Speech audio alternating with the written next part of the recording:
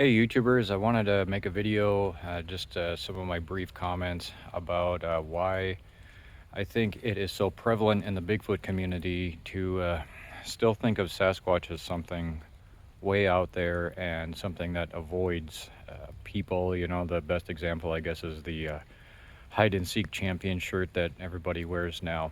But, we have overwhelming evidence that these things are constantly approaching human civilization. They're coming to our farms, they're coming to the edge of towns. All sorts of rural settlements experience them. People have years of ongoing activity of these creatures coming uh, to their homes, to their farms, and yet, kind of the general perception is, of course, that Bigfoot is something way out in the wilderness, and you have to go out there to find it. Now, again, part of what is so fascinating to me about the Bigfoot issue is not even the creature itself, but what goes on with us psychologically, that we have such a hard time finding it, accepting it, whatever. And I think that, part of it is you see these stories all the time. We're the last upright walking ape, and we beat, Neanderthals and all these other beings out, and so it's very important to us that we're the sole survivors, I guess. But it's also, I think, more comforting to imagine these creatures way out in the middle of nowhere. So I think those are a couple elements that play into why we'd rather think of them way out in the wilderness.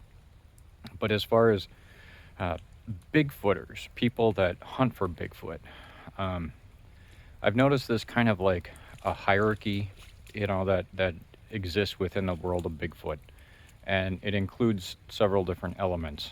Um, there's very much like an in group. So you wind up seeing this where, in order to actually go squatching, you've got to have the time, you've got to have the resources, you really have to have a desire to either experience it or to get some sort of attention for it. Um, but you also have to have connections because, as we all know, people in the world of Bigfoot, more often than not, kind of hoard their locations, their activity locations. And so there's all these elements that have to go right in order for a person to even begin Bigfooting to begin with. You've got to have the time, you've got to have resources, you've got to have specific knowledge, you have to have the physical ability to go out deep into the woods. And I think all that kind of adds up to, you have a handful of people who can actually check all those boxes. And I think I'm not saying they're doing it consciously, but I think part of it is that it's kind of like, hey, don't even bother. I'm the one out here, I'm figuring it out, and I'm going to be the one who discovers it. Now, as I've said many times, I already believe that the case has been established long ago that this is a real phenomenon, and anything short of a body is not going to cut it. So, you know, you can gather as many footprints and even video as you want, and it's still not going to mean anything to the vast majority of skeptics. And so I think that that's really part of it, is that it's almost like this knowledge hoarding that goes on in the world of Bigfoot. There's a few people that can get out there and do it. I mean, I know me here. If it weren't for the very random and extraordinary circumstances of my life, I would never have spent, I've been here almost 10 years experiencing these sorts of things. If even 10% of them turn out to be Bigfoot, wow, I've definitely experienced more than most people will ever have the opportunity to experience.